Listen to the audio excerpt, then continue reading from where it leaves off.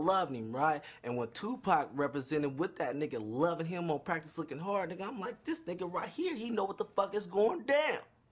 And then he come to a young nigga like me, and I was doing my little tired of being stepped on dance back in the days, me tapping and whatnot, you know what I'm saying? When he looked at me like that and just hey, little nigga, you putting it down too. And I was like about 16, 15, 16, 17 at that age, you know what I'm saying? And then he was loving the nigga, right? And that's a high impact on me because I'm seeing this nigga on TV. I ain't never touched no TV screen until I was on 40 videos. And he seeing this shit, and I'm like, oh man, you seen that shit, Tupac? He like, yeah. I'm like, it's all gravy, nigga. What? I love you, you loving my brother, and I'm loving you straight up to the fullest. Well, I first met Tupac directly after he did Juice. He was coming through a lobby at the Urban Network convention, and he was walking toward me, and it was dark, so I didn't figure he knew who I was anyway. I mean, plus, who was I? So I'm standing there, he walking toward me, so I moved. And he moved. And I moved again. He moved again. And he was walking toward me. He walked straight up to me and said, what's up, dog? You know, whoop. I said, oh, man, congratulations. You know, Juice was tight. What's up? And he was like, you know, keep doing what you do. Shook my hand, gave me, you know, a little hug and jetted out. And I didn't see him again until I first saw him at Death Row working on something. I'm not even sure what it was. But he was sitting behind the board with Snoop and the Pound. They were doing some stuff. I walked in the door. He saw me. He walked up and came and, I mean, you know, got up from the board, came over and gave me a hug, you know, and said, you know, how you? What's up? I said, what's up? And, you know, shook hands. He went back, did what he did. And that was about another 5 seconds. I mean, both times I met him for about 5 or 6 seconds. And I called to the studio one day just for the hell of it, just to see who was there. And I said, who's in the studio? And I said, Pac. I said, Pac? He out. You know, I didn't even know he was out of incarceration. So he got on the phone. I said, you know what? I had a vision yesterday. He said, what? I said, do a song with Tupac. And he said, I do one with you, you do one with me. I said, coolly out. So I got me some party favors and went out to the studio. And we hooked up and did Picture Me Rolling. That was cool. Yeah, I thought he was real cool to do that because he didn't really even know me. I mean, we only met each other twice for that amount of time. So that was kind of cool. See, Pac wasn't getting it. Man, Pac came to me one night and said, man, I sold 7 million motherfucking records and all this, all that hollering and screaming out his tongue about to fall out. And all I got is $100,000 in the bank. And this fat motherfucker running around like he the store and got all the motherfucking money. He ain't got to the point like that talking. You know what I'm saying? Real shit. It was like that now. It wasn't no more. He just, you know, but Tupac was real ambitious and real, what you call that shit? Spontaneous. As soon as he should see Suge, he own Suge. What about that you promised me, Suge? And Suge got to get it. What about this you promised me, Suge? And Suge go get it. What about this, Suge? But all the time, ain't none of his Pac name is all just like, you know, rented shit. You know what I'm saying? But he had it. You feel me? From Hummers to Roses, man. I didn't notice any change out of the ordinary once Tupac came on board.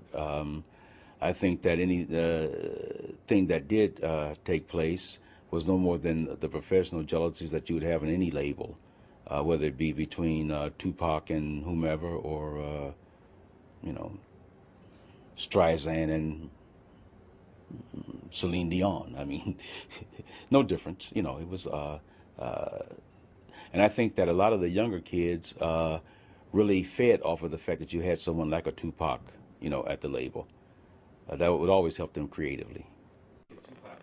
Yeah, but it was way different. I mean, it was only a couple of $1,000s where, you know, Lonzo could have came and paid and got easy out of jail. Well, Tupac had $1 million jail thing over his head, you know, because, you know, like I was saying, that that was the main reason that broke Atron and Tupac up, is him sitting in jail. And, you know, Atron telling me that he didn't want to have no parts or nothing to do with Death Row. And he told, when I guess Tupac was trying to tell him to go to Suge to get the money, and Atron wasn't with it. He was like, I'm not gonna do no business with no Suge. I guess Atron was already feeling what was going down or whatever. And so Tupac had to do what he had to do, man, because he was in a penitentiary. He wasn't just in no jail. He has started making all of the right moves in the direction of becoming his own record company, and it would have been very successful because of who he was and because of his name.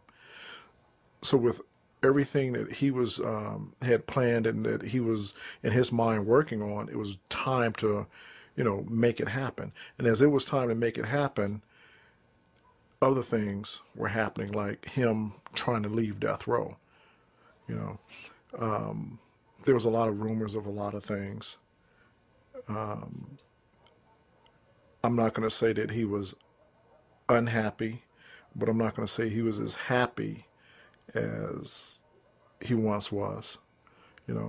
He called an audit while we were on the movie set of Gridlock on death row, and I think that's when it all started coming to a head.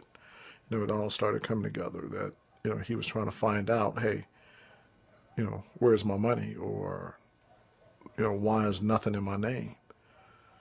Was money a problem? Was he getting his due rewards? Tupac and the other artists as well was what I can see, what I saw, what I can see, and what I was told was being treated fairly good, rather good. If they wanted anything, Suge bought it for them. Cars, homes, jewelry. Pac, I think every week around Thursday or Friday would request a $5,000 payday, if you call it. And he would have $5,000 sent to him wherever we were at, by messenger. And that's the extent of money, that I saw. Now, I'm not saying that, he wasn't given, larger sums amount of money, at other times, but it's only what I have seen with my eyes that I could witness, that he was getting money as he requested it. But I mean, I don't understand the points, and I don't understand, the whole business of sales and what he had coming to him over and beyond what he had, contractually had with Death Row or with Suge. But I think there was something, there was an issue, and he wasn't getting it, possibly. I don't know. So the marriage was coming to a fast